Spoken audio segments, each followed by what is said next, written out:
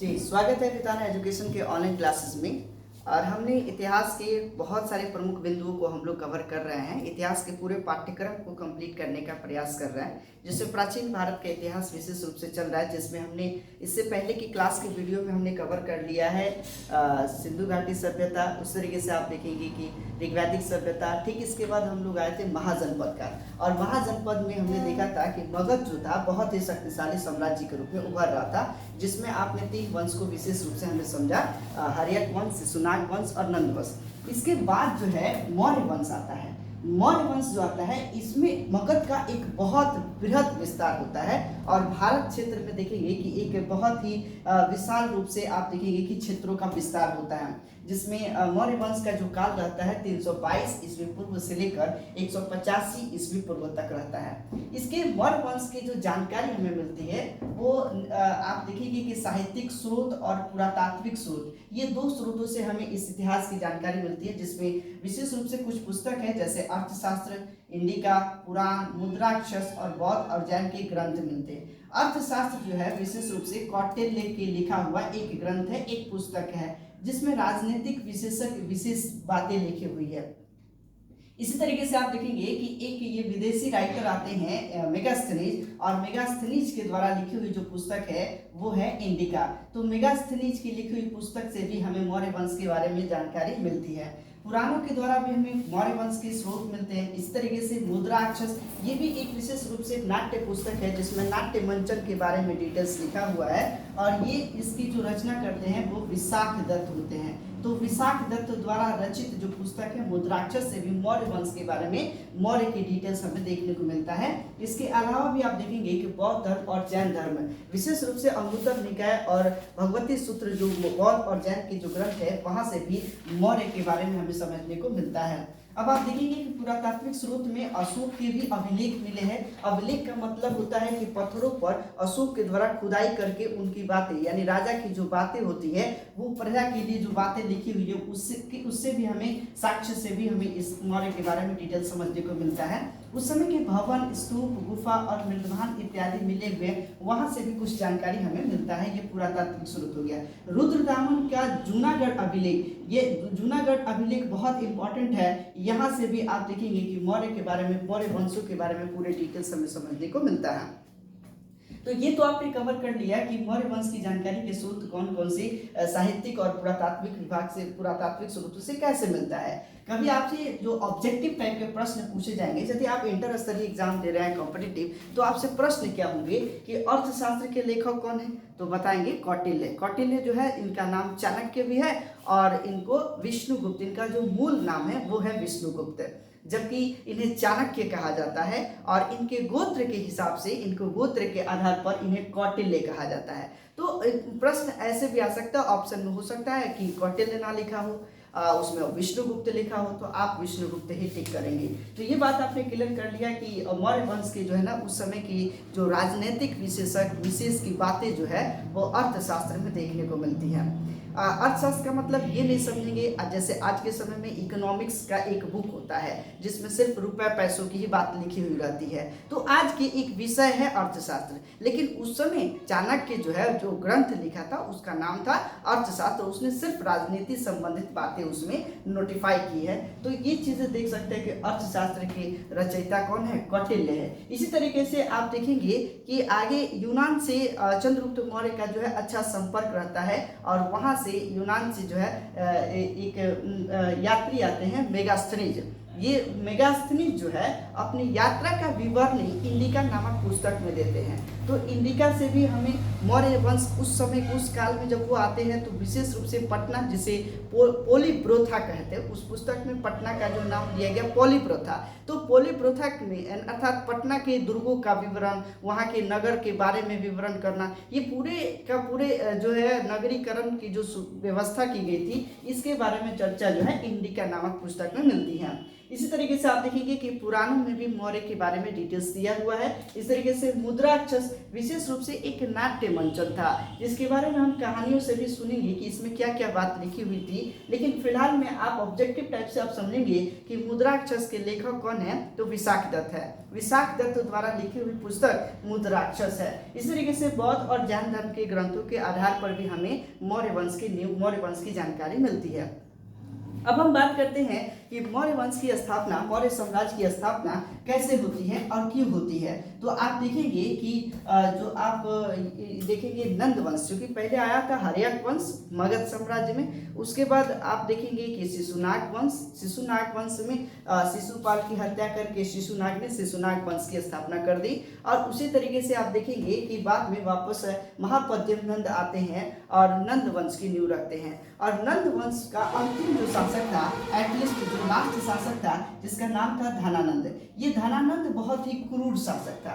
क्रूर शासक ये था कि आप देखेंगे कि इसी के समय में ये भारत में सिकंदर का आक्रमण होते होते बचा है। फॉर एग्जाम्पल मैंने यहाँ पर एक मैप बना दिया और ये पूरे का पूरे मगध साम्राज्य के क्षेत्र में ऊपर का क्षेत्र छोड़ के ये ब्यास नदी के इधर आप देखेंगे तो पूरा का पूरा जो है साम्राज्य यह मगध क्षेत्र है। और वहाँ ये जो धनानंद जो था ये सर्वशक्तिशाली भी था, ज़्यादा के ज़्यादा मात्रा में सेना रखा करता था और यह क्रूरता भी था, क्योंकि यहाँ की जनता इससे त्रस्त आ गई थी।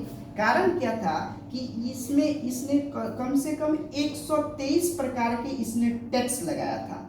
तो इतने प्रकार के टैक्स लगाए थे कि जिससे जनता जो है त्रस्त हो चुकी थी और जनता भी चाहती थी कि इस धनानंद का जो है पराजय हो जाए और कोई दूसरा शासक बने, कोई दूसरा राजा बने। इसी के क्रम में आप देखेंगे कि सिकंदर जो है, चूंकि सिकंदर का पूरा क्षेत्र आप देखेंगे ये पूरा का पूरा अफगानिस्तान, पाकिस्तान, इधर कजाकिस्तान, तजाकिस्तान, ये पूरा यूरोप और एशिया के बीच का जो मध्य एशिया का जो क्षेत्र था ये पूरा का पूरा सिकंदर का क्षेत्र था। तो सिकंदर जहाँ जाता था वहाँ जीत लेता था और जीतने के बाद करता क्या था कि राजा को ही कह देता था कि आप शासन चलाओ और उसका सिर्फ टैक्स हमको दो। तो ये चीजें सिकंदर के अंदर था। सिकंदर चलता है भारत को भी जीतने के लिए, मगध साम्राज्य को भी। लेकिन सिकंदर जब इस क्षेत्र में आता है और यहाँ पर ब्यास नदी को देखता है, ब्यास नदी के पास ही, क्योंकि यहाँ ब्यास नदी बहती है और ब्यास नदी को पार करने से इसने मना कर देता है, चाहे जो कारण रहा हो। लेकिन ब्यास नदी के पार करने से मना करने के कारण इधर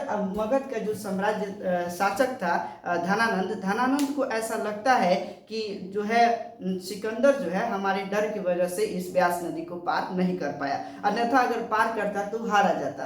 तो अपने आप को धनानंद कहता था कि मैं बहुत ही सर्वशक्तिशाली जो है शासक हूँ। और इसने इसी उपलक्ष्य में सिकंदर वापस चले जाने के उपलक्ष्य में उसने कहा था कि डर की वजह से सिकंदर चला गया, आता तो हार जाता। इसी उपलक्ष्य में एक जलसा पार्टी, एक बहुत बढ़िया पार्टी का आयोजन किया था जिसमें सभी क्षेत्र के जो है विद्वानों को बुलाया हुआ था। और उसी में उस समय विद्वान के रूप में ये थे चाणक्य थे, एक धर्म गुरु के रूप में थे और श्रेष्ठ धर्म के जो है ये चाणक्य जो है आप देखेंगे कि उस समय तक्षशिला जो है एक संस्कृत का बहुत बड़ा विश्वविद्यालय था और यहाँ पर संस्कृत यहीं से इनकी जो है पढ़ाई लिखाई होती है, यानी कि पठन पाठन दोनों होता है। और इसी में इन्होंने तक्षशिला में एक प्रशिक्षक के रूप में कार्य भी कर रहे थे। ये भी बेचारे मगध धनानंद के जो है जलसा पार्टी में पहुंचे हुए थे और इनको क्या करता है धनानंद उस जलसा पार्टी से अपमानित कर देता है। कहता है कि आप कहाँ आए हैं, आप उठिए, आपको किसने बुलाया, और वहां से उनको भगा देता है। तो इसी समय में चाणक्य अपनी टीक को बांध लेते हैं और बांध कर कहते हैं कि जब तक मैं धनानंद को पराजित न कर दूं, जब तक मैं इसकी औकात न दिला दूं, तब तक मैं ये टीकी नहीं खोलूंगा। और उसी समय इसने प्रण कर लिया कि अब ये धनानंद को जो है क्या करना है, पराजित कर देना है, हरा देना है, इसका साम्राज्य समाप्त कर देना है और कोई दूसरा शासक बना देना है। और उसी समय से जो चाणक्य जो थे, चाणक्य जंगलों में वन में भटकते और भिक्षा वगैरह करने या तक्षशिला में पढ़ाते थे, जिससे उनसे जो आय वगैरह होती थी उस आय से वो एक सेना का निर्माण किए और उस सेना से टाइम टू टाइम समय समय पर वो क्या करते थे, धनानंद से लड़ाई करते थे, उनको पराजित करने का प्रयास करते थे, लेकिन हार जाते थे। अंत में उनको लगा कि अगर मेरी सेना विशाल हो जाती है तो इसका शासक कौन बनेगा, यानी ये देखेंगे कि मगध साम्राज्य का, पूरे साम्राज्य का शासक कौन बनेगा। इनके दिमाग में एक ख्याल आता है और वो सोचते हैं कि शासक तो मैं बन नहीं सकता हूँ क्योंकि मैं एक ब्राह्मण हूँ और ब्राह्मण शासक नहीं बन सकता है। लोग क्या कहेंगे, लोगों को ये सोच था कि ब्राह्मण सिर्फ सलाहकार हो सकता है, कोई शासक नहीं बन सकता है। तो उसने उन्होंने शासक ढूंढने का जो है निर्णय लिया और इधर उधर घूम रहे थे, जंगलों में निकल रहे थे और शासक की खोज में थे कि किसको राजा बनाया जाए। तो एक समय था कि जंगल में जो आदिवासी क्षेत्र था और उस आदिवासी क्षेत्रों में जो है ना छोटे छोटे बच्चे खेल रहे थे। छोटे छोटे बच्चे एक खेल रहे थे, खेल का नाम था राजा प्रजा का खेल। जैसे आज के समय में हम देखते हैं कि चोर सिपाही का खेल होता है, बच्चे चोर सिपाही का खेल खेलते हैं, वैसे ही उस समय राजा प्रजा का खेल खेल रहे थे। एक बच्चा था और वो क्या कहता, राजा का रोल प्ले कर रहा था और इतना अच्छा रोल प्ले कर रहा था, राजा के दायित्वों का निर्वहन इस प्रकार अच्छे तरीके से कर रहा था कि जो चाणक्य थे, जो छिप कर देख रहे थे, उन्हें बहुत अच्छा लगा और उनको ऐसा लगा कि ये बच्चा जो है, अगर मैं इस बच्चे को शिक्षा दीक्षा दूँ तो संभवतः ये एक बेहतरीन शासक के रूप में उभरेगा और ये हमारी बात मानेगा। ठीक है, तो इस तरीके से उस बच्चे को वहाँ से लेकर आते हैं और लेकर आने के बाद जो है उनको शिक्षा दीक्षा और उन्हें महान सेना का सेनानायक बनाते हैं और सेनानायक बनाने के बाद जो है ना फिर लड़ाई शुरू करते हैं धनानंद के साथ। तो ये धनानंद के साथ टाइम टू टाइम लड़ाई करते रहते हैं और ये जो लड़ाई होती है, जो उनसे झगड़ा होता है, वो बीच में होता है और इसी में समय समय पर चंद्रगुप्त मौर्य के साथ जो है युद्ध कर करके और इसी जंगलों में छिप जाते थे। विशेष रूप से आप देखेंगे कि यूनानी लेखक जो है, इनको जो कहा जाता है चंद्रगुप्त मौर्य यानी चाणक्य की जो सेना थी, ये लूटपाट वाली सेना कहा गया, यूनानी लेखक कहते हैं। कारण कि उस समय आय का कोई स्रोत था ही नहीं, वो भी क्या करते, इधर उधर जाते और लूट कर लाते और तब जो है सेना का आय भी चलता था। तो लूटपाट की सेना जो है यूनानी लेखक कहा करते थे कि ये लूटपाट की सेना है और यही बीच बीच में लड़ाई करके और वापस जंगलों में छिप जाते थे। और जंगलों में ही इन्होंने देखा कि जब एक बार विशाल सेना का संगठन करके और धनानंद के सेना के साथ लड़ाई किए, जबरदस्त भयंकर युद्ध हुआ और उस युद्ध में भी जो है ना चाणक्य हार जाते हैं, चूंकि मारे जाते हैं, क्योंकि उसके पास, धनानंद के पास एक विशाल सेना थी और ये भी सेना इकट्ठा करते, एडजस्ट करते, लेकिन वो सेना हार जाती। उसी बीच में, उसी क्रम में उनको एक ये देखते हैं कि जंगल में ही एक झोपड़ी उनको दिखता है और उस झोपड़ी में छोटे छोटे बच्चे भोजन मांग रहे होते हैं और आप देखेंगे कि उस समय महिला आती है और बच्चों के थाली में जो है ना खिचड़ी परोस देती है। वो खिचड़ी जो होता है ना, गरम गरम, इतना गरम होता है कि जब बच्चा खाता है तो उसका हाथ जल जाता है, बच्चा रोने लगता है कि हाथ जल गया, हाथ जल गया। और उसी को छिप कर ये चाणक्य देख भी रहे थे। महिला बोलती है कि हाथ तुम्हारा कैसे जल गया? तो बोला कि खिचड़ी खा रहे थे। हाथ कहाँ डाला था? तो बीच में हाथ डाले थे। तो महिला बोल रही है कि तुम भी चाणक्य हो गया है क्या? अभी चाणक्य जब पीछे से सुन रहे थे, बोले मैं चाणक्य, बोले कि बच्चे को बोले कि चाणक्य भाई हमसे क्या गलती हो गया?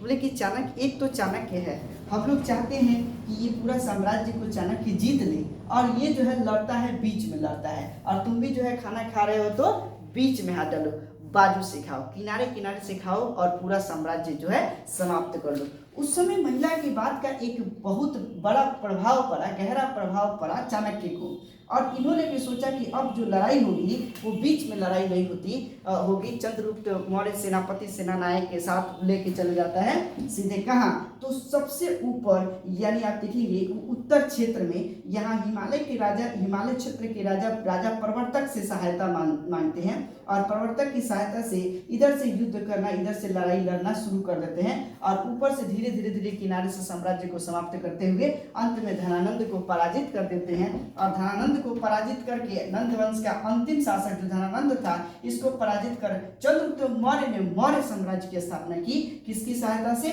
चाणक्य, कौटिल्य की सहायता से। ठीक है, तो ये जितनी मैंने आपको स्टोरी बताया, ये पूरी की पूरी कहानी जो है एक नाट्य मंचन है जो कि मुद्रा राक्षस में लिखा हुआ है। मुद्रा राक्षस में पुस्तक में ये पूरा नाट्य मंचन का विस्तार किया गया। इस प्रकार से नाटक खेले जाते थे पहले। तो ये चीज आपने समझ लिया कि चंद्रगुप्त मौर्य ने नंद वंश के अंतिम शासक जो धनानंद को पराजित करके मौर्य साम्राज्य की स्थापना कर डालते हैं। तो ये एक क्लियर हो चुका होगा किनकी सहायता से, चाणक्य की सहायता से। और चाणक्य जो है एक प्रमुख सलाहकार, एक प्रमुख प्रधानमंत्री के रूप में चंद्रगुप्त मौर्य के शासन काल को जो है वो उसके सभा में रहते हैं। इस समय आप देखेंगे कि चंद्रगुप्त मौर्य का जो शासन जो है ना 322 ईस्वी पूर्व में शुरू होता है और 298 ईस्वी पूर्व में समाप्त होता है। बौद्ध जैन ग्रंथ के आधार पर चंद्रगुप्त मौर्य को क्षत्रिय कहा गया। बौद्ध धर्म और जैन धर्म के ग्रंथों के आधार पर इसे क्षत्रिय कहा जाता है, जबकि मुद्राक्षस और पुराण इत्यादि में इसे शूद्र भी कहा जाता है। मुद्राक्षस ये कहता है कि जो है आप देखेंगे कि चंद्रगुप्त मौर्य की जो माँ थी एक ग्रामीणी के रूप में थी, यानी कि उस समय नगर के ग्रामीणी के रूप में कार्य कर रही थी। और उस समय ये भी कहा जाता है मुद्राक्षस में कि जो चंद्रगुप्त मौर्य एक मौर्य कुल से संबंधित थे जो मोर पाला करते थे। मोर पालने वाले को मौर्य कहा जाता है। तो ये चीजें मुद्राक्षस की बातें हैं। खैर उससे संबंधित हमारा प्रश्न कतई नहीं आता है। विशेष रूप से आपको ये देखना है कि चंद्रगुप्त मौर्य को अन्य कौन कौन से नाम से जाना जाता है। तो चंद्रगुप्त मौर्य को सेंड्रोकोटस कहा गया, जस्टिन और स्ट्रेपो राइटर ने लिखा।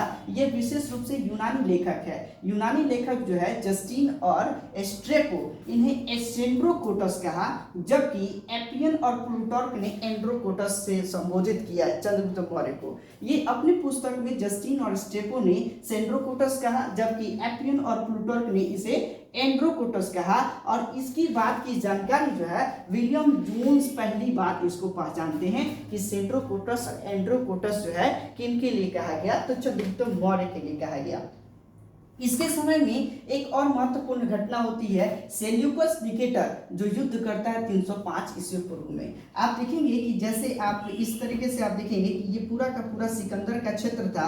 मैं एक बार और मैप बना दूं कि इससे आप एकदम बिल्कुल क्लियर समझ में आ जाएगा। इधर हमारा जो है इंडिया है और इंडिया के ऊपर के क्षेत्र का जो है अभी भी आप देखेंगे कि ऊपर का क्षेत्र जो है हम लोगों के पास नहीं है, मगध साम्राज्य के अंतर्गत नहीं आता है, मौर्य साम्राज्य के अंतर्गत, चूंकि अब तो मौर्य आ गया। अब इसमें आप देखेंगे कि नीचे का भी क्षेत्र नहीं है और इधर आप देखेंगे कि यहाँ का भी क्षेत्र जिसको कलिंग कहते हैं, कलिंग भी यहाँ पर क्षेत्र नहीं रहता है। अब इस समय जो आप देखेंगे कि ये पूरा का पूरा सिकंदर का क्षेत्र था।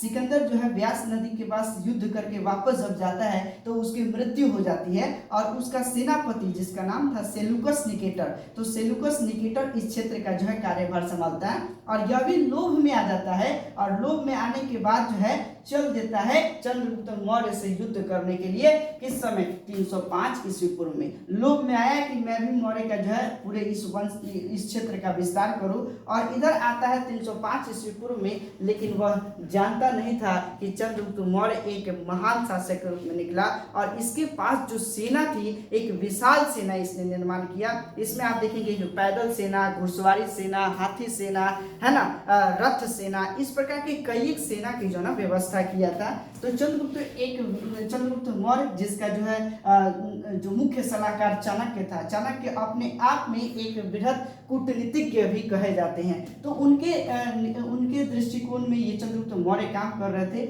और इस समय सेल्यूकस निकेटर जो है ना 305 ईस्वी पूर्व में आक्रमण कर देता है चंद्रगुप्त मौर्य के क्षेत्र में। जब वो युद्ध करना शुरू करता है, युद्ध करते करते करते करते जब उसको लगता है सेल्यूकस निकेटर कि मैं हार जाऊंगा, तो कहते हैं रुकिए रुकिए रुकिए, ठहरिए, मैं ऐसा ही योग्य पुरुष चाहता था। चंद्रगुप्त मौर्य आप एक योग्य पुरुष हैं, मैं चाहता हूं कि हमारी पुत्री का विवाह आपसे हो जाए। देखिए युद्ध कर रहा था और युद्ध करते करते बीच में क्या हुआ कि रोक दिया, बोला कि मैं ऐसा ही व्यक्ति चाहता था, मैं ऐसा ही योग्य व्यक्ति चाहता था जिससे कि हम अपनी पुत्री का विवाह कर सके। और सेल्यूकस निकेटर ने यहाँ आया था युद्ध की नीति से, लेकिन आकर और अपनी पुत्री हेलेना का विवाह चंद्रगुप्त मौर्य से कर देता है और कहता है कि इसके बदले में आप हमसे कंधार ले लीजिए, आप हमसे मकरान ले लीजिए, आप हमसे हेरात ले लीजिए, लीजिए, उस तरीके से आप पूरा अफगानिस्तान ले लीजिए, यानी कि पूरा का पूरा एक विस्तृत रूप अफगानिस्तान, ये पाकिस्तान, अफगानिस्तान है ना, हेरात, कंधार, ये पूरा का पूरा विशाल क्षेत्र जो है कहता है कि आप ले लीजिए, हमारी पुत्री से विवाह कर लीजिए। ये दहेज के रूप में चंद्रगुप्त मौर्य को जो है ना इतना जो है इतना क्षेत्र मिला है। तो कहा जा सकता है कि कहीं ना कहीं चंद्रगुप्त मौर्य का प्रभाव एक विशाल था, एक बृहद था, इसलिए इतना बड़ा क्षेत्र जो है कोई नहीं दे सकता है दान में। तो ये चीज था कि इतना बड़ा क्षेत्र इनको जो है चंद्रगुप्त मौर्य को मिलता है, और साथ में इन्होंने हेलेना यानी जो कि सेल्यूकस निकेटर की पुत्री थी उससे विवाह करते हैं। बदले में सेल्यूकस निकेटर कहता है कि हम आपसे बदले में कुछ नहीं चाहते हैं, आपके यहाँ की हाथी बहुत अच्छी लगती है, तो आप हमें कम से कम 500 हाथी दे दीजिए। तो रिटर्न गिफ्ट में उन्होंने चंद्रगुप्त मौर्य 500 हाथी सेल्यूकस निकेटर को कहते हैं। और साथ में सेल्यूकस निकेटर कहता है कि मेरे यहाँ का एक रिवाज है कि जब भी हम अपनी पुत्री का विवाह या अपने क्षेत्र का यूनान से किसी पुत्री का विवाह करते हैं तो उसके साथ एक दार्शनिक जाता है, एक विद्वान व्यक्ति जाता है, एक लेखक जाता है। तो उसने मेगास्थनीज को भारत क्षेत्र में यानी जम्बू द्वीप में मेगास्थनीज को पहली बार राजदूत बनाकर भेजा था।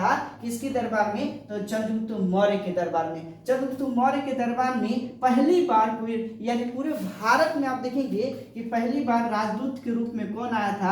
तो मेगास्थनीज आया था। प्रश्न अगर आपसे पूछ दे कि भारत का पहला राजदूत कौन था एंशिएंट टाइम में, तो आप बता सकते हैं मेगास्थनीज था। तो ये लाइन हम समझते हैं कि क्लियर हो चुका होगा कि सेल्यूकस निकेटर से युद्ध के बीच में विराम करते ही और क्या होता है कि उसने अपनी पुत्री हेलेना का विवाह करते हैं और उसके बदले में जो है ना कंधार, हेरात, मकरान और पूरे का पूरे पाकिस्तान क्षेत्र का जो था वो पूरा क्षेत्र जो है दहेज स्वरूप उनको दे देता है। और इसी में आप देखेंगे कि मेगास्थनीज जो है वापस आता है चंद्रगुप्त मौर्य के दरबार में एक राजदूत के रूप में। इसी में आप देखेंगे कि जस्टिन और प्लूटार्क यानी ये यूनानी लेखक है और इसी यूनानी लेखक के अनुसार बताया जाता है कि यह जो है चंद्रगुप्त मौर्य जो था लगभग 6 लाख की पैदल सेना लेकर और पूरे जम्मू द्वीप जिसे भारत कहा जाता है और पूरे जम्मू द्वीप को रौंद डाला। यानी कि जो मगध का क्षेत्र छोटा था इस क्षेत्र को जो है पूरा क्षेत्र को विस्तार किया। अब आपको मैं बता दूं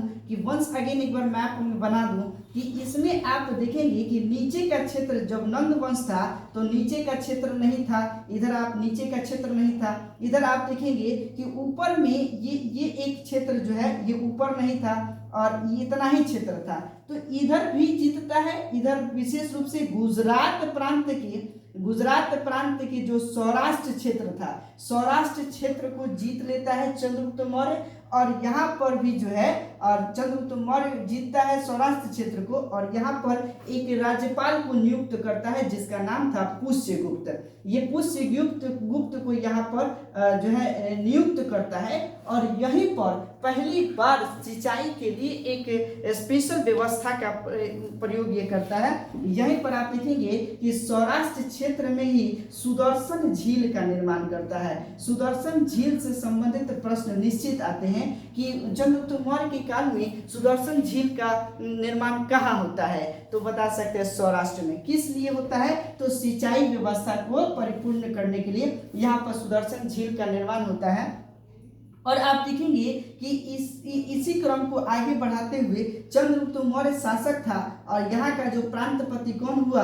पुष्यगुप्त हुआ और इसके नेतृत्व में यहाँ पर सुदर्शन झील का निर्माण करता है। ठीक इसके बाद भी हम पढ़ेंगे अशोक आते हैं, तो अशोक शासक रहता है। यहाँ पर जो सुदर्शन झील था उसका जो है पुनः निर्माण कराया गया, उसको जो है फिर रिपेयर कराया गया, रिपेयर मरम्मत कराया गया। इस समय जो है तिस्कार करके तिस्कार जो है आपका यहाँ पर राज्यपाल होता है। ठीक इसी तरीके से आप देखेंगे आगे रुद्रदामन जो है शासक बनता है मौर्य साम्राज्य का, तो उस समय सुविशाक जो है यहाँ पर सुविशाक करके जो है प्रांतपति बनता है और इस समय भी जो है सुदर्शन झील का मरम्मत होता है। ठीक इसी तरीके से जब स्कंदगुप्त बनता है मौर्य साम्राज्य का तो उस समय भी यहाँ पर एक राज्यपाल बनता है जिसका नाम था पर्णदत्त। पर्णदत्त भी जो है यहाँ पर इस समय भी इस सुदर्शन झील का जो है मरम्मत कराया जाता है। तो इससे संबंधित एक दो प्रश्न आ जाते हैं कि चंद्रगुप्त मौर्य के समय में सौराष्ट्र में जो ये सुदर्शन झील का निर्माण हुआ वह किस प्रांतपति के देखरेख में हुआ, तो वो प्रांतपति था पुष्यगुप्त। तो ये एक दो पॉइंट ऑब्जेक्टिव आ सकते हैं जब आप डेप्थ लेवल पे जाएंगे। अगर इंटर स्तरीय एग्जाम दे रहे हैं तो उतना अंदर नहीं आता है, अगर वही ग्रेजुएशन लेवल जैसे स्टेट पीसीएस वगैरह आप प्रिपरेशन कर रहे हैं तो उसमें ये प्रश्न आने की संभावना बनती है। अब आप बात करेंगे कि मैंने बताया कि जस्टिन प्लूटार्क के अनुसार 6 लाख की पैदल सेना लेकर पूरे जम्मू द्वीप को वो रौंद डाला था। इसी में आप देखेंगे कि 298 बीसी यानी चंद्रगुप्त मौर्य के समय में ही 12 वर्षों तक, लगभग 12 वर्षों तक अकाल पड़ गया, सूखा पड़ गया। सूखा पड़ जाने की वजह से जो उसको आय होता था वो आय का जो है स्रोत जो है कम होने लगा, क्योंकि विशेष रूप से आय का स्रोत जो था कृषि था, खेती था, और कृषि से जो है ना लगभग 1/6 और 1/4 जो है ये उससे टैक्स वसूले जाते थे, 1/4 या 1/6 के आधार पर टैक्स लिए जाते थे। अब चूंकि कृषि तो होना बंद हो गया, 12 वर्षों तक आप देखेंगे लगातार अकाल पड़ने की वजह से यहाँ पर जो है हालांकि अकाल का साक्ष्य मेगास्थनीज जो है कहता है कि भारत क्षेत्र में अकाल नहीं पड़ता था, हालांकि वो गलत कहता था। मुद्राक्षस के हिसाब से देखिए तो यहाँ पर 12 वर्षों तक लगातार अकाल पड़ने की वजह से जो कृषि से आय होता था वो आय होना बंद हो गया, कम हो गया, जिसकी वजह से चंद्रगुप्त मौर्य तनाव में रहना शुरू हो गया और इसको लगता था कि मैंने एक बहुत बड़े साम्राज्य का विस्तार किया और इसमें हमारे पास बहुत बड़ी सेना है और ये लोग भूख से मर रही है, तो ये तनाव में आने लगा। तनाव में आने की वजह से उस समय जो है जब ज्यादा लोग तनाव में आ जाता था तो या तो धर्म के प्रति जाता था, बौद्ध धर्म में जाएगा, जैन धर्म में जाएगा या आजीवक, ये 3 प्रकार, या इसके अलावा हिंदू धर्म था। हिंदू धर्म की बात जो है आप देखेंगे कि नए धर्मों का विस्तार हुआ था, बौद्ध धर्म, जैन धर्म, आजीवक। तो इस समय ये जो है चंद्रगुप्त मौर्य जैन धर्म की भद्रबाहु से मिलते हैं। भद्रबाहु जैन धर्म के जो है उस समय के जो है प्रवर्तक थे और भद्रबाहु से मिलते हैं और कहते हैं कि हम बहुत बड़े तनाव में चल रहे हैं, मुझे जो है मैं क्या करूं, 12 वर्षों से लगातार जो है अकाल पड़ रही है। तो भद्रबाहु इनका माइंड को वाश करते हैं और वाश करते हैं, आप तो बृहद क्षेत्र के राजा हैं, अब आपको क्या, आप मुक्ति का मार्ग अपना लीजिए। यहाँ तो राजा बन ही चुके, अब ऊपर भी राजा बनिए। तो ऊपर के राजा बनने के लिए, इनके मोक्ष के लिए बोले कि अब आप एक काम करिए, मेरे साथ चलिए। बोले कि कहाँ चले, तो चला जाए, चलिए आपको मुक्ति के द्वार तक हम पहुंचाते हैं। अब ईश्वर से जो ना, चूंकि अब आप जो है एक बृहद राजा के रूप में उभरे, तो इस क्षेत्र के मुक्ति के लिए और अपने जो है आपसे अगर कोई गलती हुई है तो उस गलती को जो है मुक्त करने के लिए जो है काया कलेश, इसमें ये होता था अगर किसी से कोई गलती हो जाए तो वो अपने शरीर को कष्ट देकर उस गलती से माफी लेता था। आप देखेंगे कि जैन धर्म में ही ये होता था कि शाम के वक्त जो जैन जितने जैनी लोग थे वो अपने मुंह पर पट्टी बांध लेते थे कि एक भी कीड़ा जो है मुंह में ना जाए। अगर कीड़ा अंदर जाता है तो आप जो है पाप के भागी होते हैं, और अगर कीड़ा गलती से आप खा लेते हैं तो उसमें 3 दिन तक आपको भोजन त्यागना पड़ता था। ये जैनियों का मानना था। तो जैन धर्म में भद्रबाहु जो था, इन्होंने कहा कि अब आप चलिए, आपको जो है एक नया नीति आया है जिसकी वजह से आपको मोक्ष की तरफ लेके चले, मुझे चला जाए। तो चंद्रगुप्त मौर्य वहां से चल जाते हैं और इन्हीं के बेटा जो है बिंदुसार कहते हैं कि पापा आप कहाँ जा रहे हैं, तो बोले रुको आ रहे हैं, ठीक है। और यहाँ से चले जाते हैं श्रवणबेलगोला। श्रवणबेलगोला जो है विशेष रूप से कर्नाटक के क्षेत्र, तटीय क्षेत्र था श्रवणबेलगोला। और यहाँ पर आने के बाद कहते हैं कि मुक्ति मार्ग के लिए एक नया विधि आया है जिसका नाम है संलेखन विधि। इसमें क्या होता है कि आपको धीरे धीरे भोजन छोड़ना होता है। तो यहाँ पर एक दिन भोजन छोड़ दिए, दूसरा दिन भोजन छोड़ दिए, तीसरा दिन, चौथा दिन ऑटोमेटिक भूख बंद हो गया और इन्होंने बिना खाए पिए प्राण को त्याग दिए। देखिए एक बहुत बड़े साम्राज्य का राजा भोजन की मतलब बिना खाए पिए जो है अपने प्राण को त्याग देते हैं और इस समय जो है यहाँ पर चंद्रगुप्त मौर्य की कहानी समाप्त होती है। तो आपसे प्रश्न क्या पूछेगा कि चंद्रगुप्त चंद्रगुप्त मौर्य की मृत्यु किस क्षेत्र में हुई? तो श्रवणबेलगोला। श्रवणबेलगोला भारत के किस राज्य में स्थित है? तो कर्नाटक में। अभी पूछ देगा कि श्रवणबेलगोला किस धर्म से संबंधित है? तो बताएंगे जैन धर्म से संबंधित है। अभी प्रश्न पूछ देगा कि चंद्रगुप्त मौर्य को किसने श्रवणबेलगोला लेके गया? तो बताएंगे भद्रबाहु ले गया। ठीक है, तो ये इतने सारे ऑब्जेक्टिव्स आपका कंप्लीट होता है। इधर यहाँ पर एक डेट आता है, हालांकि डेट विशेष नहीं रहता इतिहास में। आप डेट करके आप इतिहास से दूर भागते हैं, डेट विशेष नहीं रहता। इतिहास में क्या है कि मुख्य जो बातें हैं, मुख्य जो स्टोरी है, जो कहानी है, वो इंपॉर्टेंट होता है, जो अप्रोच होता है। एक दो डेट होता है जो इंपॉर्टेंट होता है, कभी कभी एग्जाम में आ जाता है। तो यहाँ पे 298 ईस्वी पूर्व में जो है ना चंद्रगुप्त मौर्य की मृत्यु हो जाती है। किसके आधार पर? तो संलेखन विधि के आधार पर जो है ना जैन की पद्धति के द्वारा इनकी मृत्यु हो जाती है। ठीक इसके बाद आप देखेंगे कि इसके बाद इनका कार्यभार कौन संभालते हैं? बिंदुसार संभालते हैं। तो बिंदुसार जो है 298 ईस्वी पूर्व से लेकर 273 ईस्वी पूर्व में रहता है। तो यहाँ पर भी एक स्टोरी आ जाता है, एक छोटी सी स्टोरी मुद्राक्षस के अनुसार पर सुनते हैं कि बिंदुसार का जन्म किस हिसाब से होता है, कैसे होता है।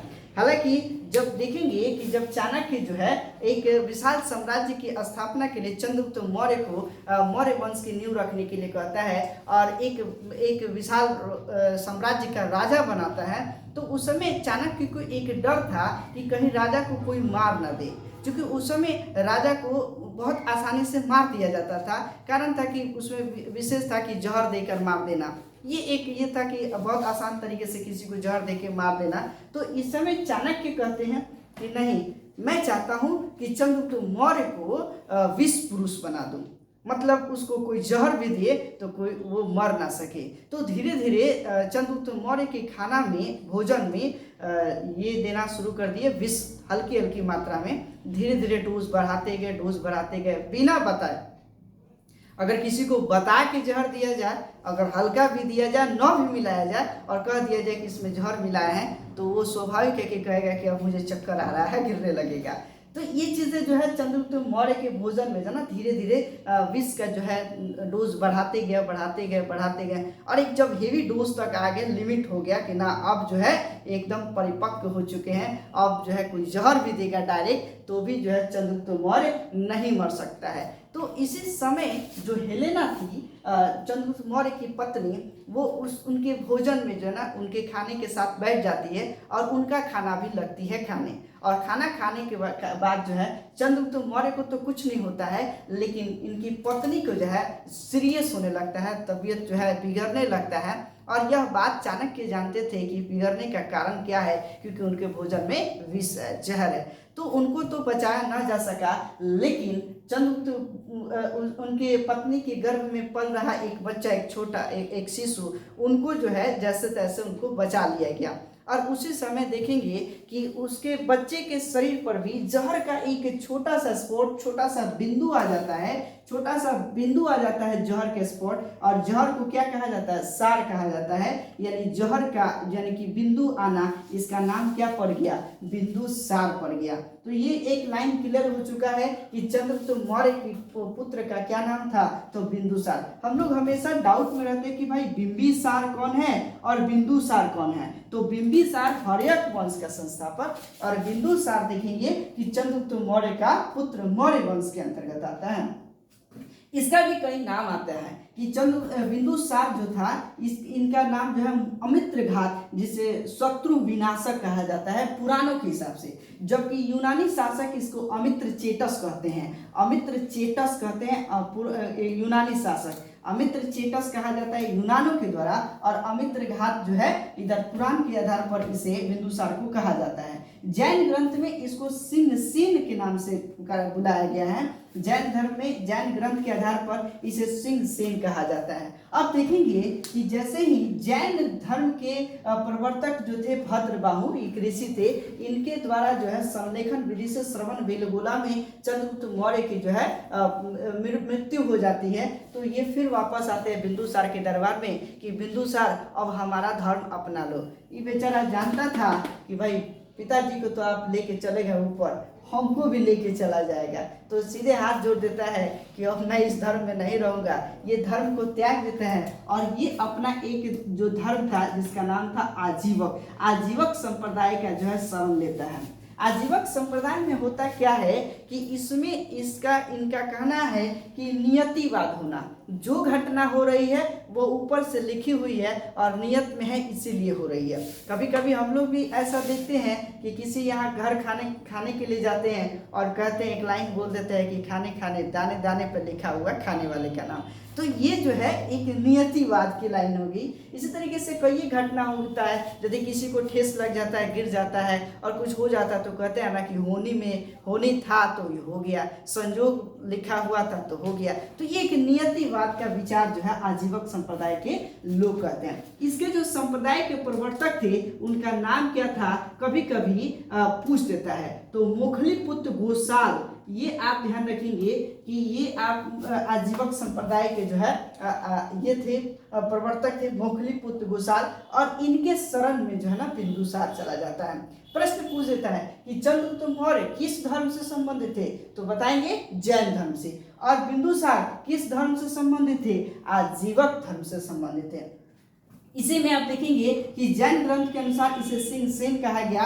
और इसके समय में भी एक घटना घटित होती है, तक्षशिला में 2 विद्रोह होते हैं और दोनों विद्रोह में आप देखेंगे कि पहले सुसीम को भेजता है और बाद में किसको भेजता है, अशोक को भेजता है। तो अशोक उस समय जो है विजित कर लेता है, उसको जीत लेता है। और इसी के क्रम में देखेंगे कि कई जो है ये बनते हैं कि भारत में जो मौर्य साम्राज्य का विस्तार जितना चंद्रगुप्त मौर्य ने किया था उसमें विस्तार में कोई परिवर्तन नहीं होता है, जितना है उतना ही रहता है, ना तो बढ़ता है और ना ही घटता है बिंदुसार के समय में। तो ये एक क्लियर हो चुका होगा। इसमें भी आप देखेंगे कि बिंदुसार के क्रम में कम से कम 5 क्षेत्र थे, 5 क्षेत्र के आधार पर राज्य को चलाया जाता था। आप देखेंगे कि सबसे उत्तर में उत्तरा क्षेत्र था, उत्तरा क्षेत्र हो गया। इस तरीके से आप पश्चिमी क्षेत्र हो गया, इसको प्रासी हो गया जिसको पूर्व कहेंगे, और इसमें आप दक्षिणी क्षेत्र हो गया, और एक मध्य था। तो मध्य में आप देखेंगे कि अवंती का राज्यपाल अशोक था। इसी तरीके से आप देखेंगे कि पश्चिम में आप सौराष्ट्र क्षेत्र में जब जाएंगे तो उधर का राज्यपाल के रूप में सुशील को रखा था। इसी तरीके से प्रवर्तक थे, और इधर भी अलग अलग क्षेत्र में, और प्रासी जिसको पटना कहा गया पूर्वी क्षेत्र में, और वहाँ का शासक स्वयं बिंदुसार था। तो ये क्लियर हो चुका होगा कि ये 5 क्षेत्रों के आधार पर जो है ना शासन व्यवस्था को चलाया जाता था। इसी के समय में सीरिया शासक, इसका भी संबंध जो है यूनान से अच्छा था। यहाँ पर आप देखेंगे चंद्रगुप्त मौर्य का संबंध सेलुकस निकेटर यूनान यानी सीरिया से संबंधित है। इसी तरीके से चूंकि इनका भी जो है ममहर बिंदुसार का भी ममहर कहाँ था, सीरिया था। और इस समय सीरिया के शासक एंटियोकस से बिंदुसार ने 3 चीजों का डिमांड किया। एक था सूखे अंजीर का डिमांड किया, मीठी शराब जिसको कहीं कहीं अंगूरी शराब भी लिखा हुआ होगा, तो वो चीज़ आप क्लियर कर लेंगे। इसके बाद आता है दार्शनिक। ये चीज़ 3 चीज़ों का डिमांड जो है किससे करता है, एंटियोकस से। कौन करता है, बिंदुसार करता है। लेकिन 3 चीज़ों में इसको 2 चीज़ें मिलती है, सूखे अंजीर और मीठी शराब। और इसने एंटियोकस जो है दार्शनिक नहीं भेजा, बदले में इसने कहा कि हमारे यहाँ व्यक्ति की स्वतंत्रता की आज़ादी है, मतलब किसी व्यक्ति को हम दास बनाकर या विद्वान के रूप में आपको भेज नहीं सकते हैं। जबकि इसी में आप देखेंगे कि एंटियोकस ने इसके समय में भी एक राजदूत को भेजता है जिसका नाम है डायमिकस, लेकिन दार्शनिक बनाकर नहीं भेजता है, राजदूत बनाकर भेजता है जिसका नाम क्या है, डायमिकस। इसी के समय में मिस्र के राजा टॉलमी द्वितीय, जिसे टॉलमी द्वितीय फिलाडेल्फस, कहीं कहीं फिलाडेल्फस केवल मिल जाएगा या कहीं आपको टॉलमी द्वितीय मिल जाएगा। तो ये एक 2 बार वीडियो क्लिप देखकर आप इसको समझ सकते हैं कि टॉलमी द्वितीय फिलाडेल्फस जो मिस्र के राजा था, इसने भी अपने राजदूत को बिंदुसार के दरबार में भेजता है जिसका नाम था डायनोसिस या फिर डायोनिसस, कहीं कहीं डायोनिसस मिलेगा। और कहीं आपको डायनोसिस मिलेगा।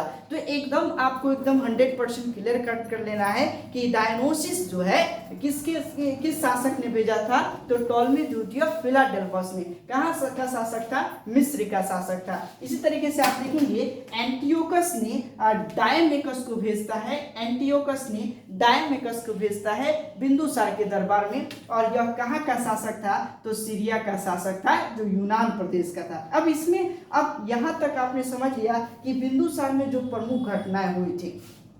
ठीक, इसके बाद एक और शासक को आपको समझना है जिसका नाम है अशोक। इसके समय में भी एक बहुत अच्छी घटना घटित होती है। आप देखेंगे कि अशोक जो है, चूंकि बिंदुसार के मृत्यु के बाद बिंदुसार चाहता था कि मेरा जो बड़ा पुत्र है सुसीम जो है हमारा जो है ये बने, सुसीम को राजा बनाया जाए। सुसीम को ये चाहता था, सुसीम को बनाया जाए राजा।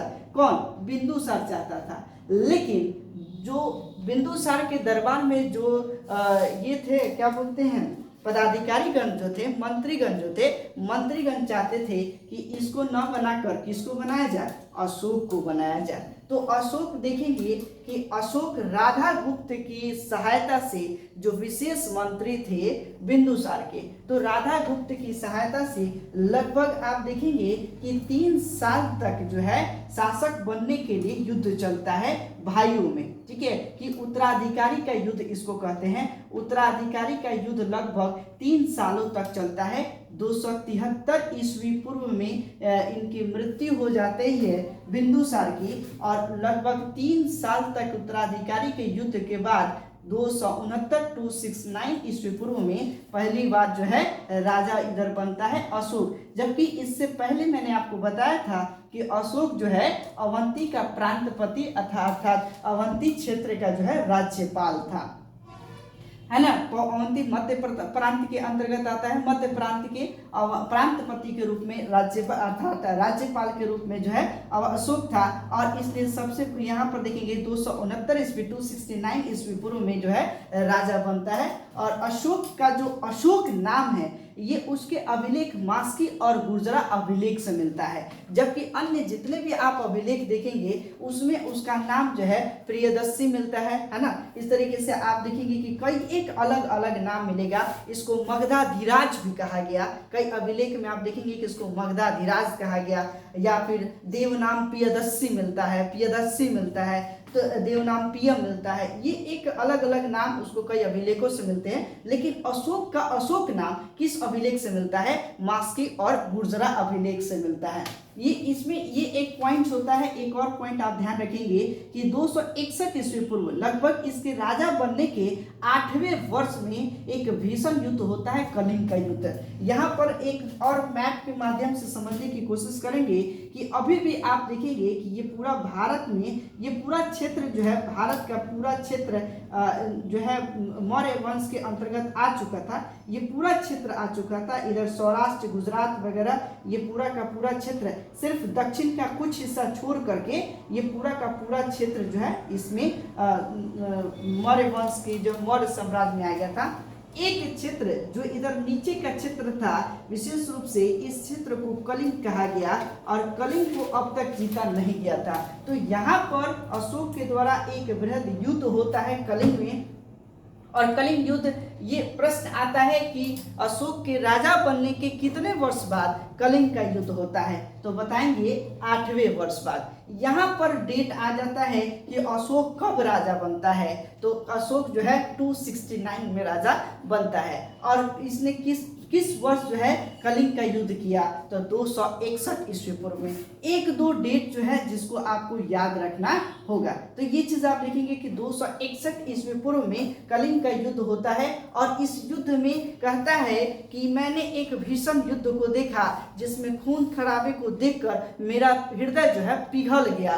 और मैं हृदय पिघल गया, अब मैं चाहता हूँ हृदय पिघल गया तो मैं जो है कठोर शासक नहीं, एकदम जो है सॉफ्ट किंग के रूप में काम करूंगा।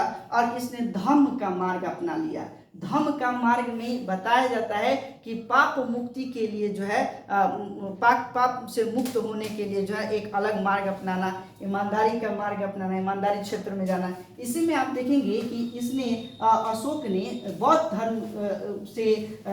धर्म को अपना लेता है, उपगुप्त से दीक्षा लेता है, जबकि इससे पहले कलिंग के युद्ध से पहले अशोक जो था शैव धर्म को अपनाता है, और शैव धर्म के बाद इसमें क्या कर लेता है, फिर वापस जो है बौद्ध धर्म को अपना लेता है, मध्यम मार्ग अपनाता है, और किसी भी बलि वगैरह, बलि प्रथा, किसी की हत्या करना, इससे वापस जो है पदमुक्त कर लेता है। और इसने बौद्ध गुरु जो है उपगुप्त से इसने दीक्षा लेकर बौद्ध धर्म को अपना लेता है और धर्म के प्रचार के लिए लग जाता है। और इस धर्म का प्रचार यानी बौद्ध धर्म के प्रचार के लिए इसने अपने बेटा बेटी को भी भेजता है, जिसमें संघमित्रा उनकी पुत्री जो श्रीलंका जाती है, महेंद्र उनका पुत्र ये भी श्रीलंका जाते हैं, और विदेशों में भी धर्म का प्रचार यानी बौद्ध धर्म के प्रचार के लिए इसमें अहम कार्य करता है। इसके बाद अशोक का जो है आप देखेंगे इसके बाद जो मौर्य साम्राज्य का शासक बनता है कुणाल के बाद जो है मौर्य साम्राज्य का शासक बनता है दशरथ। इसी तरीके से आप देखेंगे